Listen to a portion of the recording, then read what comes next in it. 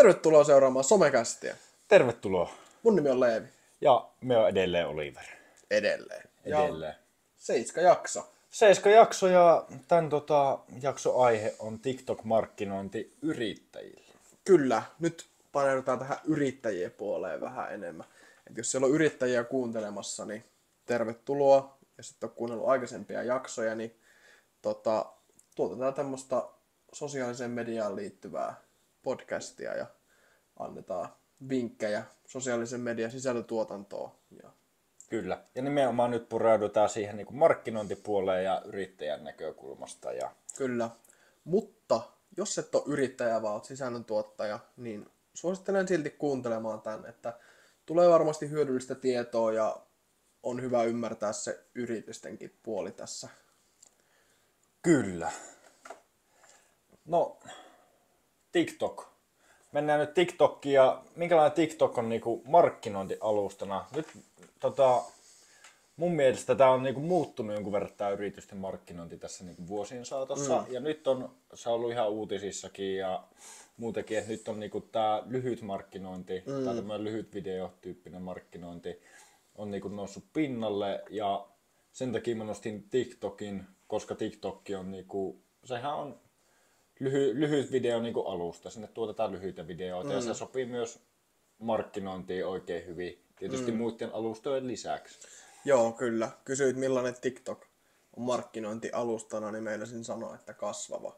Että sinnehän tosi paljon nyt yritykset lisäilee sitä markkinabudjettia. Ja ennen se on ehkä ollut Facebook se isoin, mutta nyt TikTok on kyllä ainakin tulossa hyvänä kakkosena. Ja voi kyllä mennä ohikin jossain vaiheessa. Ja Instagramia ei myöskään saa unohtaa, siellä on jonkun verran kanssa. Mutta mähän luin tästä jonkun artikkelin hetki sitten, että Facebook oli pitkään se isoin ja taitaa se vieläkin mun mielestä ehkä ykköspaikkaa. Joo, uskoisin, että on vieläkin, joo. Pitää, mutta TikTok tulee ihan hirmuista vauhtia ja nyt niinku, jos siellä on kuuntelijoita, jotka niinku TikTokia selaa, niin siellä rupeaa olemaan, ei tarvii montaa videoa mennä alaspäin kelata, niin siellä tulee heti joku yritys tai yrityksen TikTok vastaan. Niin. Tai yhteistyövideo jonkun yrityksen kanssa. Kyllä. Ja kaikki nämä on niinku markkinointia. Et jos miettii TikTokia pari vuotta sitten, niin siellähän saattoi yhteistyötä olla, mutta ei juurikaan niitä mainoksia ollut. Kyllä, että siihen on nyt herätty, että ehkä on ollut TikTokista aikaisemmin semmoinen väärinkäsitys, että siellä se on semmoinen nuorten alusta, missä ei vanhemmat ihmiset pyöri, mutta ihan aikuisille tarkoitettuja mainoksia. Eli aikuisille tarkoitetulla mainoksilla tarkoitan tämmöisiä esim. Remontteihin liittyviä tai tämmöisiä automainoksia tai semmoisia. Niin. Semmoisetkin on löytänyt tiensä sinne TikTokiin ja ilmeisesti hyvin myynti käy, koska ne ei sieltä pois lähtenyt. On, ja heti tulee esim. Vesivek. Eli tulee heti ensimmäisenä mieleen, ja niitä on niinku paljon, ja niitä tulee koko ajan lisää. Ja sittenhän siellä on myös pienpanimoita paljon, ja kaikkea muuta, mitä nyt tuli mieleen. Sitten isot yritykset, mutta jopa organisaatiot on tullut sinne, verohallinto ja mitä kaikkea. Niillähän on myös TikTok-tilit. Kyllä, että voisin kuvitella, että jos TikTok olisi vaan alaikäisille tanssialusta, niin Vesivek voisi ehkä aika nopeasti lähteä sieltä pois, jos tilanne olisi niin, että kyllä siellä sitä vanhempaakin katsojaa löytyy. Löytyy ja sitten ehkä mä oon huomannut, että noissa isommissa organisaatioissa siellä on Kelaa ja sitten siellä on just verohallintoa ja muuta. Ja kyllä se sisältö on ehkä niinku nuoremmille ihmisille suunnattu ehkä enemmän. Kyllä. Siihen on tietysti monta pointtia, mutta faktahan se on, että TikTokin katsojista edelleen se suurin kuluttajaryhmä on nuoret. Kyllä. Vaikka siellä on sitä vanhempaa väkeä myös aika paljon ja se on niinku lisääntyvissä määrin myös ne vanhemmat. Kyllä. Ja ehkä se niinku muuttuu kans tulevaisuudessa jonkun verran. Mä veikkaan, että se muuttuu. Niin kuin on muuttunutkin se markkinointisisältö TikTokissa ja tulee mun mielestä muuttumaan just niinku tämän takia. Et siellä just, miksi ehkä kannattaisi brändien mennä, niin tosi monet brändit, isotkin brändit menee tämmöisiin niinku TikTok-trendeihin mukaan ja ne saa sillä tosi hyvin näkyvyyttä, vaikka ei ole ostettuja mainoksia. Niin ne vaan rohkeasti menee tekemään niiden trendien mukana ja ne ei välttämättä ole niin semmoisia ammattimaisia, järkkärillä kuvattuja. Ja Niin, kyllä. Et siellä pystyy niinku tuomaan sitä omaa brändiä esille aika silleen niinku joskus pienelläkin vaivalla. Kyllä. Ja minkä takia esimerkiksi TikTok on niin suosittu markkinointialusta? Niin tähän on monta syytä, mutta rahat tulee tietysti päällimmäisenä ehkä itsellä mieleen. Kyllä. Ja tietysti just se, että on ne lyhyt videomarkkinointi on se kasvava ala tällä hetkellä. Kyllä. Mutta se raha, että mennään myöhemmin tässä jaksossa, tässä podissa mennään niinku TikTok-promote, eli sähän voit ostaa näkyvyyttä sun videoille, mennään siihen tarkemmin. Mutta se ei välttämättä ole se, niinku, se ei välttämättä vaadi sitä, että sä saat sitä näkyvyyttä. Joo, että monet brändit keksii niinku tosi luovia tapoja saada sitä näkyvyyttä. Et esim. On nähnyt semmosia brändejä, jotka on vaikka nettikauppoja. Ja ne tekee TikTok-videoita, missä ne niinku tekee videokiitoksen jollekin lähettäjälle ja ne kuvaa vaikka sen prosessin, kun ne pakkaa sen paketin ja tekee videokiitoksen julkisesti tälle henkilölle, niin semmoset on saanut kans. Ja on sitten vielä semmosia tosi luovia tapoja, mitä on nähnyt, että esim. Joku, en muista nyt minkä alan yritys, jotain tuotetta myi, niin maailmanlaajuinen brändi, niin se laittoi aina nuppineulan karttaa, kun jostain maasta tilattiin ja sitten katsojat voi sieltä katsoa, että hei, Suomessa ei ole vielä nuppineulaa, että pitäisiköhän mun tilata, niin sais se tekisi video, missä se laittaisi Suomen kohdalla sen nuppineulan, niin oikeastaan tuolla TikTokissa, kun se ei ole niin semmoista, tarvii olla niin semmoista niinku virallista, niin no, vaan mielikuvitus on rajana, että miten sitä omaa brändiä pystyy markkinoimaan. Kyllä. Sitten jos käydään ihan nopeasti, en ole sen enempää, sä oot varmaan enemmän perehtynyt niinku markkinoinnin historiaan niinku enemmän. Mutta siis suora markkinointi, sehän tarkoittaa sitä, että ollaan niinku yritys on suoraan yhteydessä asiakkaaseen. Kyllä. Ja koittaa niinku suoraan markkinoida joko tuotetta tai palvelua, mikä siellä on taustalla. Sitten on meidän nuoruudessa tosi paljon katsottiin silloin televisiota. Silloin ei oikein muuta ollut radio ja televisio. Ei ollut vielä meidän nuoruudessa niin kuin sosiaalista mediaa, niin siellähän näkyy mainokset. Pyöri radiossa ja televisiossa. Siellä oli esim. Siellähän on hirveästi mainoksia, mikä jäi itselle nuoruudessa mieleen, niin esim. Mäkkärin se maskotti, se Pelle, niin sehän pomppi sillä televisiossa aina ja se on niinku muuttunut ja televisiossakin mainoksien määrä kasvoi siinä nuoruudessa tosi paljon, että eka siellä oli niinku puolen tunnin välein oli mainospätkä ja nyt on niinku puolessa tunnissa on jo 2 mainosta ja se niinku kasvaa. En ole nyt katsonut televisiota moneen vuoteen, että minkä verran siellä on. Sitten on lehdissä on mainoksia. Kyllä. Mutta kaikki nämä on niinku semmoisia, että nämä ne vaatii rahaa ja se on niinku tietyt säännöt sille markkinoille tai sille markkinoinnille on niinku tietyt säännöt periaatteessa niinku televisiossa ja lehdessä ja tarkat ajat kauan se saa kestää. Ja kyllä ja se maksaa paljon. Se maksaa paljon. Se maksaa paljon. No sitten tuli sosiaalinen media ja siellä ruvettiin markkinoimaan ja Facebookhan on ollut niinku tämmönen, se on varmaan ensimmäisiä tämmöisiä kunnollisia isoja sosiaalisen median niinku alustoja, missä niinku kans mainokset näkyy niinku vahvasti jo hyvin niinku alkuvaiheessa ja nyt ne mainokset on niinku joka paikassa. YouTubet, Instagramit, kaikki. Kyllä. Et se on niinku kasvanut ja se tulee se markkinointitapa niinku muuttumaan hirveästi, että ihan sama mitä me tehdään tai kuunnellaan tai katsotaan, niin melkein joka paikassa on nykyään jonkunnäköistä markkinointia. Kyllä, että ne ei ole pelkästään niitä mainoksia, vaan siihen ostajaa koitetaan vaikuttaa niillä niinku ihan normipostauksillakin. Kyllä. No, tästä tuli keskustelussa jo hyviä pointteja niin kuin siihen, että minkä takia se TikTok-markkinointi on hyvä keino. Siellä ei ole niin paljon sääntöjä, se ei niin paljon maksa. Pystyy keksimään luovia tapoja. Siinä on niin kuin monta hyvää. Ja sitten puhuttiin tuossa, meillä on jakso henkilöbrändistä, mikä on tullut jo ulos. Ja sitten ihan yhtä tärkeänä asiana on yritysbrändäys. Joo, kyllä. Ja se näkyy nimenomaan TikTok-maailmassa ja se on niinku tärkeä asia. Joo, ja niin kuin sanoin, että TikTokissa voi olla vähän semmoinen, tai yritykset on paljon semmoisia vähän niin kuin rennompia, että ne ei niin kuin tee niin sen kaikkein niin vakavissa, että lähtee niin trendeihin mukaan, niin sillä pystyy sitä niin kuin yritysbrändiä niin kuin rentouttamaan, että tää on niin kuin siisti brändi, kun täällä uskaltaa lähteä tämmöisiin mukaan, tämmöisiin hassuttelutrendeihin. Kyllä, se tuo sen yrityksen sinne ihmisten tasolle, kuluttajatasolle paremmin mun mielestä.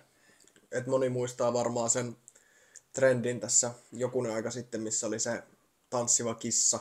Joo, valitettavasti muistan. Ja sitten siellä on semmoinen hassu musiikki taustalla, niin siihen tosi isot brändit lähti mukaan. Ja sitten oli kans se, missä oli surullinen musiikki, oli se vene. Niin tommoset trendit, niin niihin lähtee TikTokissa monesti brändit mukaan. Ja se just muokkaa sitä yritysbrändiä semmoiseksi ehkä rennommaksi ja samaistuttavammaksi. Kyllä. Meillähän on edelleen pohjalla, meillä on yritys ja me tehdään meidän markkinointi tällä hetkellä aika pitkälti TikTokissa. Mitkä oli, Leevi, meillä ne syyt, että minkä takia me valittiin meidän päämarkkinointikanavaksi TikTok? Joo, eli siihen on muutama syy ja ehkä päällimmäisenä oli se, että me koettiin, että siellä löytyy ne meidän kohdeyleisö. Siellä ne viettää eniten aikaa. Että en tiedä miltä sinun ruutuaika näyttää, mutta minulla ainakin TikTok ylittää ruutuajaltaan muut sosiaaliset mediat, että me tiedetään, että siellä niitä silmäpareja löytyy. Ja TikTokin sisältö on semmoista meille sopivaa, että se on lyhyitä videoita ja nimenomaan videoita, että se ei ole niin kuin Instagram, että siellä suurimmaksi osaksi on kuvia. Että siellä me pystytään jakamaan meidän tietoa lyhyissä paketeissa. Nyt tietysti alettiin tekemään tätä podcastia, koska ajateltiin, että voi kertoa syvemmin näitä asioita myös, mutta se TikTok on niinku markkina-alustana meille tosi hyvä, koska just siellä on ne massat ja siellä myös saadaan jaettua sitä tietoa. Se on just näin. Ja sitten ehkä, siis mehän ollaan Leevi sun kanssa keskustellut siitä, että ihmisen niinku tämmöinen keskittymiskyky on niinku huomattavasti alentunut. Tai on niinku alentunut tässä. Ja minun henkilökohtainen mielipide on, että se johtuu täysin TikTokista. Niin, tai ylipäätänsä siitä, että koko ajan ollaan puhelimella ja on actionia ja sieltä tulee sitä mielihyvää just sitä kautta. Ja se on niinku, ehkä tällä hetkellä, että saa sen huomion, asiakkaan huomion tai sen kohderyhmän huomion, niin se pitää miettiä just sitä, ehkä se vaatii just semmoista ehkä vähän nopeatempoisempaa, vähän erikoisempaa markkinointia, mihin niinku normaalisti on ehkä totuttu tai mitä on ennen ollut. Kyllä, että se ehkä niinku just ton takia mitä mainitsit, että ihmisten keskittymiskyky on heikentynyt, niin ehkä ne markkinatavatkin muuttuu siinä. Et kun pitää saada se huomio heti niinku katsojalta. Kyllä. Mutta mikäs tää TikTok-promote on, mistä sä vähän jo väläyttelit aikaisemmin? No TikTokissakin pystyy ostamaan näkyvyyttä, niin kuin muuallakin tällä hetkellä oikeastaan sosiaalisessa medioissa pystyy niinku ostamaan sitä niinku näkyvyyttä ja se maksaa jonkun verran. Eli TikTokissahan on, sä voit sieltä valita, kun sä ostat sen promote, että haluatko sä sun nettisivuille kävijöitä, haluatko sä sun kanavalle seuraajia? Haluatko sä niinku niitä näyttökertoja just sille tietylle videolle? Sä pystyt Tai profiilikäyntejäkin. Tai profiilikäyntiä. Sä pystyt sieltä niinku vähän valitsemaan, että mistä sä niinku ite hyödytte niitä ja sä voit niinku rahalla niinku ostaa sitä näkyvyyttä. Ja mitä on, just sanoin tossa, että on niinku, eihän puhuta lähellekään niistä hinnoista, mitä esimerkiksi joku lehdessä joku palsta maksaa tai televisioajasta puhumattakaan. Ja sitten, sen verran lisää vielä, että televisiomainoksessahan, kun se ei voi vaikuttaa siihen, kuka sen näkee. Että ehkä ainut on se, että minkä ohjelman mainostauolla se on, niin se on ainut, että millä sä voit vaikuttaa, että minkälaiset ihmiset näkee sen sinun mainoksen. Mutta tässä TikTokissa, niin sä voit tietysti kohdentaa se ihan suoraan sinun kohdeyleisölle. Sä voit valita sieltä sukupuolen, iän ja kiinnostuksen kohteita, minkä perusteella se sitten TikTok näyttää just sinun kohdeyleisölle ne mainokset. Kyllä. Onko tässä promotessa huonoja puolia? No, joo. Että ainahan kaikessa on, missä on hyvää, ne on myös huonoa ja niin on myös tässä promotessa. Ja jos sä olisit, tai niin kuin ootkin yrityksen omistaja, niin jos sä haluat tavoitella orgaanista kasvua TikTokissa, että sä haluat tehdä sitä sisältöä, niin kuin aikaisemmin mainittiin, että maksamatta tätä markkinointisisältöä, niin siinä vaiheessa, kun sä rupeat markkinoimaan, niin pitäisi ottaa tämmönen juttu huomioon, että se TikTok-algoritmihan on järkyttävän älykäs. Että sä kun selailet sitä, niin se oppii aika nopeasti sinusta, että mitkä sun mielenkiinnon kohteet on ja näin edespäin. Niin se oppii myös sinun käyttäytymisestä niin kuin tolla saralla, että siinä vaiheessa, jos sanotaan, että niillä orgaanisilla videoilla ei ole ollut niin hyviä näyttökertoja enää, ja sä ostat sen promoten, eli sä niinku boostaat yhden videon näyttökertoja, niin silloin se kertoo algoritmille 2 asiaa. Se kertoo ekana sen, että sulla on rahaa, ja tokana sen, että sä oot tavallaan vähän niinku koukussa niihin näyttökertoihin. Että siinä vaiheessa, kun sulla menee näyttökerrat alas, niin sä oot taipuvampi ostamaan niitä. Kyllä. Ja mikä se olisi sinun mielestä, Oliver, jos olisit TikTokin toimitusjohtaja, niin jos sulla olisi tämmöinen tieto nyt henkilöstä, niin mikä olisi järkevä tapa niin kuin edetä tässä? Lasken niitä tulevien videoiden näyttökertoja. Kyllä, koska TikTok on sillä tavalla erilainen esim. YouTubeen verrattuna. Et YouTubessahan ihminen valitsee se sinun video, että silloin se kotisivu siinä tai tilatut sivu ja se selailee sieltä ja katsoo, että tota videota me haluan katsoa. Mutta TikTokissa se algoritmi päättää sinun puolesta, mitä sä katot. Sä vaan päätät, että jäät sä katsomaan vai et. Niin se algoritmi voi päättää, että hei, tää maksaa näyttökerrosta, jos en mä niitä sille anna, niin mä en nyt anna sille niitä näyttökertoja. Että se on hyvä huomio siinä promotessa, että jos haluaa sitä orgaanista kasvua myös, niin se promote voi vaikuttaa siihen negatiivisesti.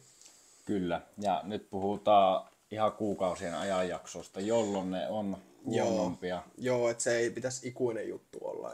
Siitä on vähän huonosti dataa, että miten se oikeasti toimii. Että noita TikTok-algoritmithän ei ole julkisia, että miten ne toimii, mutta siitä on paljon spekulaatiota, mutta se kyllä palautuu normaaliksi.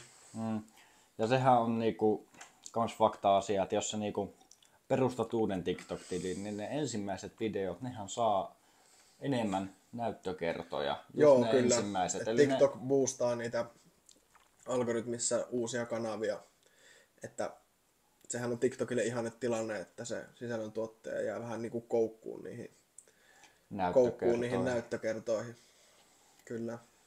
Se on just näin. Eli siinä pitää yrittäjänä itse tehdä se valinta sen promoten suhteen, että onko se järkevää vai eikö se ole. Että... Joo, että se pitää vaan sisäistää tuo asia, että se on noin. Että muistan, kun myökin aloitettiin TikTokissa tekemään sisältöä, niin eka video sai siihen aikaan sen verran näyttökertoa, että se tuntui paljolta. Ja seuraava video sai ehkä 1/5 siitä, niin siinä vaiheessa taisi käydä jo meillä mielessä, että hei, pitäisikö tuosta ostaa, että ne on kyllä älykkäästi tehnyt sen systeemin. On tehnyt. No, miten jos olet niinku yrittäjä ja sä teet ensimmäisen yhteistyövideon jonkun sisällöntuottajan kanssa, niin mitä asioita siinä pitää ottaa huomioon? Joo, eli siis yrityksenä sä voit käyttää sitä TikTok-promotea, tai sitten sä voit just tälleen, niin kuin sanoit, niin tehdä sisällöntuottajan kanssa yhteistyön. Ja silloinhan se ei tietenkään vaikuta mihinkään algoritmeihin tai mitään. Ja se toimii sillä tavalla, että se sisällöntuottaja teidän sovitulla tavalla esittelee sitä sinun tuotetta tai palvelua. Ja niin kuin tuossa taisi jo lipsauttaa, niin pitää just sopia se, että sinulla pitää olla yrittäjänä niin kuin selvät sävelet siitä, että millaisen mainoksen sinä haluat, että se sisällöntuottaja tietää, että mitä se toimittaa. Että sulla pitää olla valmiina suunniteltuna se mainos ja sitten tietysti hintaluokka, että minkä verran olet valmis käyttämään siihen. Kyllä. Ja sitten tälleen niinku, semmoinen asia pitää myös ottaa niinku, huomioon, että tällä yrittäjän näkökulmasta mulle on ihanne sisällöntuottaja semmoinen, jolla on sama kohderyhmä Kyllä. kuin mulla. Kyllä. Että se palvelu tai se tuote, mitä mä myyn ja kelle mä sitä myyn, pitää olla mahdollisimman samaa kuin sillä sisällöntuottajalla on ne katsojat siellä taustalla. Niin, että, kyllä, totta että kai. siitä tietysti on hyötyä. Kyllä, että siitähän saa paljon enemmän irti silloin, kun se kohdeyleisö on yhteinen. Kyllä. Ja tietysti sopimusehdot, niitä löytyy netistä, ei mennä sopimusehtoihin nyt sen tarkemmin, mutta tietysti niinku sopimuspaperit on aina hyvä tehdä. Kyllä. Ja ne niinku pitää allekirjoittaa ja pitää niinku olla tarkkana molempien osapuolen, sekä sisällöntuottajan että sitten sen niinku yrittäjän sitten, että ne sopimukset on semmoiset, mitkä molemmille käy. Kyllä. Käy sitten ja siinä pitää just se rahallinen arvo sille sopimukselle tuoda kanssa esille. Ja... Kyllä. Hyvä. Tuleeko sulla vielä jotakin? Nyt tehtiin aika pintaraapossa. Tämäkin on semmoinen aihe, että tästä niinku voisi jutella vaikka kuin pitkään. No joo, mulla olisi sulle yksi kyssäri. No, kerro. Mikä olisi sun mielestä yrittäjänä näistä paras vaihtoehto? Menisit sä orgaanisella kasvulla, menisit sä TikTok-promotella vai menisit sä yhteistyöllä? Että otetaan kuitenkin huomioon, että nämä 2 vaihtoehtoa maksaa, niin mikä sä uskot, että voisi olla paras niinku vaihtoehto? Tällä yrittäjän näkökulmasta tuo riippuu monista asioista. Sä nostit ton hinnan esille, että se maksaa, mutta kyllähän se mun ajankäyttö sillä orgaanisella kasvulla, niin sehän on jostain muusta duunista pois. Kyllä. Joten kyllähän sekin periaatteessa välillisesti tulee maksamaan mulle. Että tuo on niinku vaikea kysymys ja se pitää niinku miettiä sen yrityksen tilanteen niillä olevien resurssien mukaan mun mielestä. Että tässä on 3 vaihtoehtoa, mitkä on kaikissa on niinku hyvät ja huonot puolet. Ja näitähän voi yhdistellä. Joo, totta kai. Näitähän voi yhdistellä, että mä voin tavoitella sitä orgaanista kasvua ja sen lisäksi tehdä niitä yhteistyötä. Ja se olisi ehkä itsellä semmonen, mitä niinku itse ehkä 0,2, jos mietitään meidän yrityksen tilannetta esimerkiksi tällä hetkellä, niin mä lähtisin sillä orgaanisella kasvulla nyt kun resursseja ja aikaa vielä on jonkun verran ja haluaa opetella just sitä markkinointia. Kyllä. Niin se, ja sen lisäksi tehdä sitten niitä yhteistöitä. Kyllä. Mutta tuo on niinku, jos sä kysyit, että mikä noista on paras, niin mulla ei tohon niinku semmoista yhtä mun mielestä niinku... Eli pitää katsoa tilanteen mukaan. Mun mielestä se menee suoraan tilanteen mä mukaan. oon ihan samaa mieltä sun kanssa tossa, että ei ole yhtä niinku oikeaa vastausta, että jokaisella yrittäjällä on se oma tilanne ja, Kyllä. ja se pitää harkita aina erikseen. Kyllä. Hyvä. Tästä tuli niinku lyhyessä ajassa jo aika paljon asiaa. Kyllä. Ei laiteta liikaa asiaa yhteen kertaan, ettei katsojat kyllästy. Ei. Tehdään sitten toinen video tai toinen podi, jos kiinnostusta vielä tästä aiheesta niinku teillä katsojilla riittää. Ja sitten vielä haluan sen sanoa, että meillähän on meillä on se yritys Future Academyn taustalla ja me tarjotaan sekä sosiaalisen median vaikuttajille koulutusta että myös sitten yrityksille ja Kyllä. yritysten markkinointi. Et jos semmoinen kiinnostaa, niin www.futureacademy.fi ja sieltä jätätte soittopyynnön, jos Kyllä. kiinnostaa tämmönen. Mutta joo, kiitos kun katsoitte. Hyvä. Kiitos kun katsoitte tämän podin ja YouTuben puolella jättäkää tykkäys ja tuolla Spotifyssa jos on, niin 5 tähteä saa antaa, jos ansaittiin se. Hyvä. Annat 5 tähteä, jos opit jotain uutta. Noniin. Noniin. Yes. Moi.